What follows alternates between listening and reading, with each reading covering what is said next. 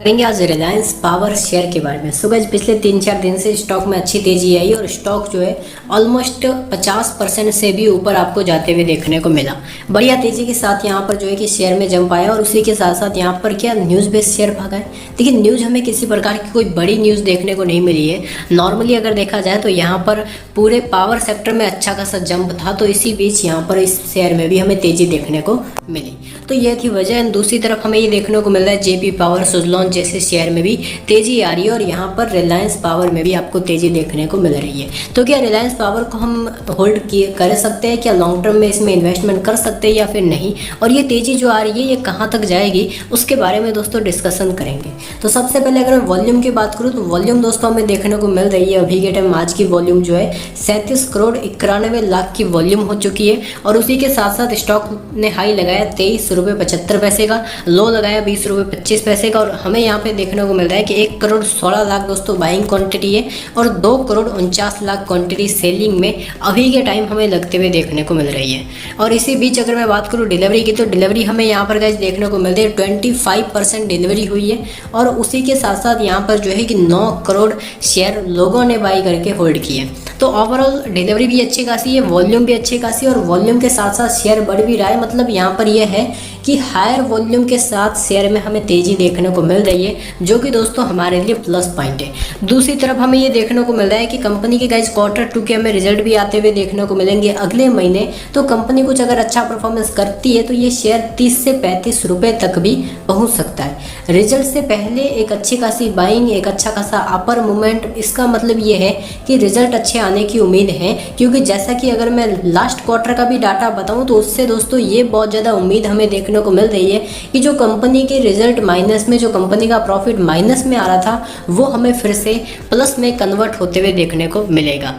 और उसी के साथ साथ अभी के टाइम अगर आप मार्केट का हाल देखोगे तो मार्केट में न तो कोई बड़ी तेजी है, मार्केट नॉर्मल ही एक रेंज में फ्लैट कारोबारी ट्रेडिंग सेशन बिता रहा है, लेकिन आर पावर में हमें एक अच्छा खासा अपर डायरेक्शन में मूवमेंट देखने को मिला। अब रिलायंस पावर जो है कि दोस्तों आपको देखने को मिल रहा है पावर सेक्टर की कंपनी, और इसी बीच कंपनी की जो बिजली कैपेसिटी है वो गाइस यहाँ पे हमें देखने को मिल रहा है 5945 मेगावाट दोस्तों कंपनी जो है बिजली प्रोड्यूस करती है। और उसी के साथ साथ यहाँ पर जो है कि 5760 मेगावाट तो थर्मल पावर से बिजली बनाती है और 185 मेगावाट कंपनी रिन्यूएबल एनर्जी से बिजली जो है वो प्रोड्यूस करती है। तो ओवरऑल अगर देखा जाए तो बिजनेस वैसे ठीक ही है और मार्केट कैप दोस्तों कंपनी का 7633 करोड़ का। और इसी बीच हमें ये देखने को मिल रहा है कि कंपनी की जो बुक वैल्यू है वो दोस्तों 36 रुपये की बुक वैल्यू है। मतलब ये शेयर जो है कि 36 रुपये के लेवल तक तो गाइस जाएगा ही जाएगा, और ये कब जाएगा वो तो देखेंगे। वो गाइस मतलब अगर मैं आपको बताऊं तो 36 रुपये के लेवल तक तो ये शेयर जाना तय है, क्योंकि ये तो इसकी बुक वैल्यू है। एंड इसी बीच अगर मैं बात करूँ रिटर्न ऑन कैपिटल तो रिटर्न ऑन इक्विटी नेगेटिव में, लेकिन जैसे ही कंपनी प्रॉफिट में आएगी ये भी पॉजिटिव में आ जाएंगे। डेप्ट है 23,000 करोड़ का, पावर सेक्टर की कंपनीज के ऊपर डेप्ट रहता भी है और प्रमोटर की ओनरशिप 25% ही है। लेकिन अगर आप यहाँ का डाटा देखोगे तो यहाँ पर दोस्तों हमें देखने को मिलेगा कि कंपनी की जो सेल्स है वो गाइस यहाँ पे हमें इंक्रीज होते हुए देखने को मिल रही है। 2063 करोड़ तक कंपनी की सेल्स जो है वो दोस्तों पहुंच चुकी है लास्ट क्वार्टर, मतलब इस क्वार्टर तक।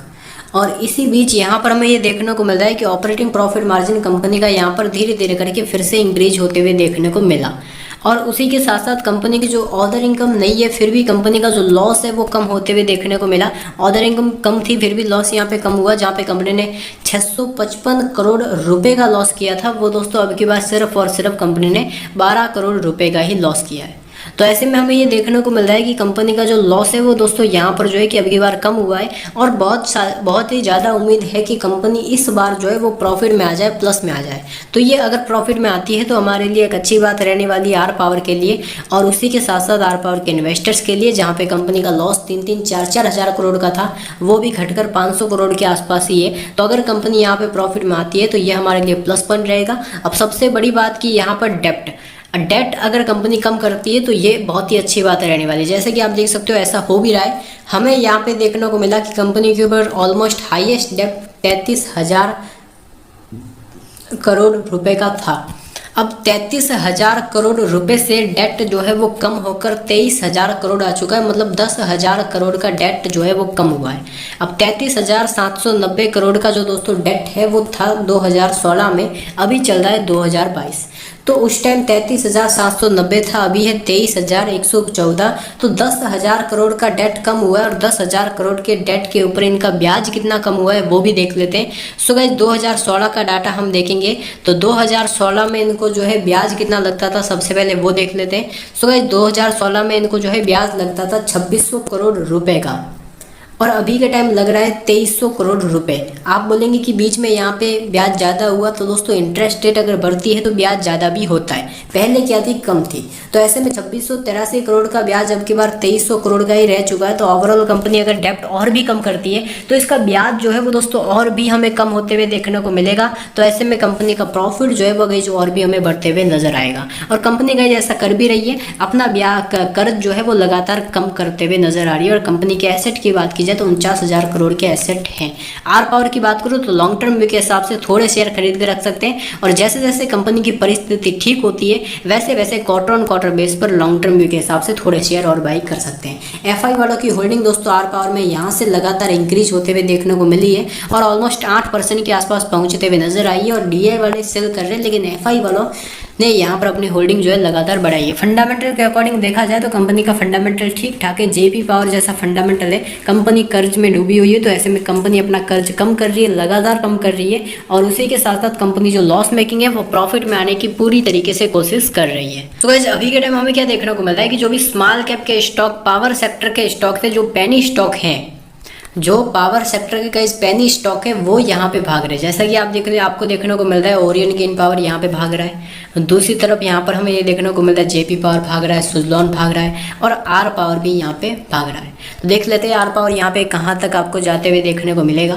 तो जैसा कि अभी के टाइम दोस्तों अगर आप देखेंगे कि अभी पोजीशन बनानी चाहिए या फिर नहीं बनानी चाहिए, तो वो भी देख लेते हैं। तो सबसे पहले यहाँ पर गाइज आपको देखने को मिलेगा शेयर एक रेंज में कंसोलिडेशन, एंड कंसोलिडेशन के बाद तेजी। तो ये क्राइटेरिया हर किसी शेयर में होता है, सिर्फ और सिर्फ हमें इसमें फोकस रखना है। जैसा कि आपको यहाँ पे देखने को मिला कि स्टॉक का जो प्राइस है दोस्तों कंसोलिडेशन हुआ, और ये कंसोलिडेशन बहुत ही बड़ा था, तो तेजी भी बहुत ही बड़ी आई। जैसा कि यहाँ पर अगर मैं कंसोलिडेशन रेंज आपको बताऊं तो ऑलमोस्ट यहाँ पे स्टॉक का जो प्राइस है इस लेवल से कंसोलिडेशन होना शुरू हुआ, और शेयर जो है कंसोलिडेशन हुआ 670 दिन, ऑलमोस्ट 2 साल दोस्तों स्टॉक कंसोलिडेशन हुआ। और भी उसके बाद जो कंसोलिडेशन के बाद गाइज यहाँ पे तेजी आई है वो यहाँ पे हमें देखने को मिली ऑलमोस्ट गाइज 250% की तेजी, मतलब 250% का स्टॉक ने हमें रिटर्न दिया।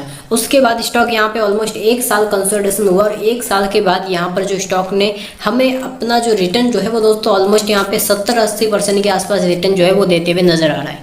अब इसी बीच यहाँ पर शेयर जो है कि ऊपर गया है, तो वापस रीटेस्ट होने तो जरूर आएगा। रीटेस्ट कहाँ पे होगा वो भी देख लेते हैं। आर पावर का दोस्तों स्ट्रक्चर अभी के टाइम यहाँ पे देखने को मिला है टाटा पावर के जैसा ही है, तो टाटा पावर में कुल मिला के ऐसा ही आपको होते हुए देखने को मिलेगा। अब इसी बीच देख लेते हैं कि स्टॉक का जो प्राइस है वो कहाँ तक अगर गिरता है तो कहाँ तक गिर सकता है। तो ये क्या है, स्टॉक के लिए रजिस्टेंस लेवल है आर पावर के लिए, और रजिस्टेंस लेवल में हमें ये देखने को मिल रहा है कि इसका सपोर्ट है 18.25 का। ये चीज़ आपको ध्यान रखनी है कि कोई भी चीज़ ऊपर जाती है तो गिरती जरूर है। तो ऐसी स्थिति में यहाँ पर जो है कि इसका जो आपको देखने को मिल रहा है 18.25 का एक सपोर्ट लेवल है, पहले रजिस्टेंस था, क्योंकि इसी लेवल से शेयर आपको यहाँ पर गिरते हुए नजर आया, यहाँ पर गिरा, यहाँ पर गिरा एंड यहाँ पर गिरा।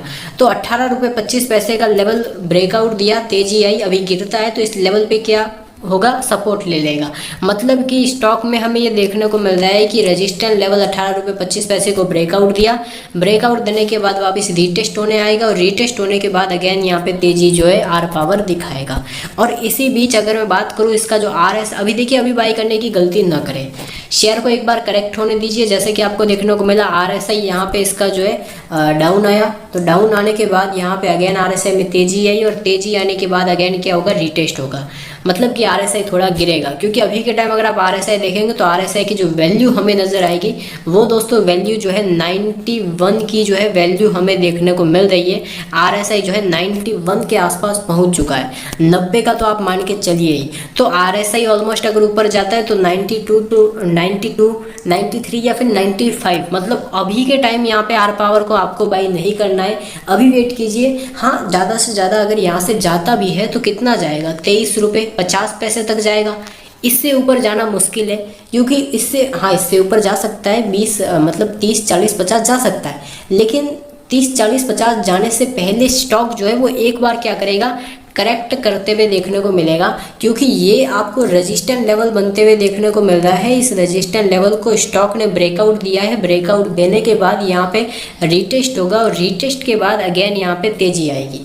तो इस प्रकार का यहाँ पे पैटर्न बनेगा और उस पैटर्न के अकॉर्डिंग ये शेयर भागेगा। तो यहाँ पे नॉन स्टॉप जो आप सोच रहे हो कि ये शेयर 30 रुपये चला जाएगा, तो वो एक गलत फहमी है और उस 30 रुपये के चक्कर में आप हायर लेवल पे बाई ना करें, क्योंकि अभी के टाइम इसका जो RSI है वो 90 का देखने को मिल रहा है। तो अभी थोड़ा बाई करना रिस्की रह सकता है और स्टॉक मोस्ट ज़्यादा से ज़्यादा जाता है तो 23 रुपये 50 पैसे तक जाएगा एंड वहाँ से अगेन गिरेगा। तो अभी यहाँ पे रीटेस्ट होने के लिए आएगा, उस रीटेस्ट में आप बाई कर सकते हो। लॉन्ग टर्म के हिसाब से थोड़े शेयर खरीद सकते हैं। जैसे जैसे कंपनी की परिस्थिति सुधरती है तो वहाँ पे और खरीदारी कर सकते हैं।